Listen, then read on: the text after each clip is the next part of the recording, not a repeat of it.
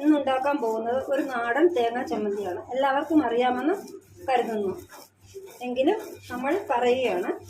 അതിന് വേണ്ട ഇൻഗ്രീഡിയൻസ്: അരമുറി തേങ്ങ, 2-3 പച്ചമുളക്, ചെറിയ ഉള്ളി 2 കഷ്ണം, ഉപ്പ്, മുളക് പൊടി, 2 ചുളപ്പുളി, കറിവേപ്പില. ഇങ്ങനെ ഇത് നമ്മുടെ നാടൻ അമ്മിയിൽ അരച്ച് ഒരു തുള്ളി വെള്ളം ചേർക്കാതെ ഇങ്ങനെ സാവധാനത്തിൽ അരച്ച് ഉരുട്ടിയെടുക്കാം. കഴിക്കുമ്പോൾ നല്ല ടേസ്റ്റ് ആയിരിക്കും.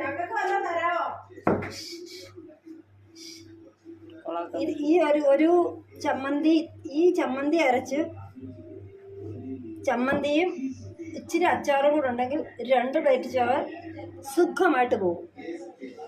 Thank you. കൈകൊണ്ട് നന്നായിട്ട് ഞെരടി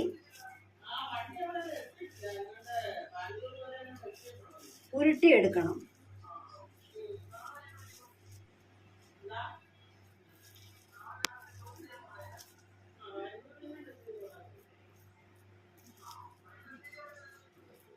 ഇതൊരു പ്രത്യേക കഴിവാണ്.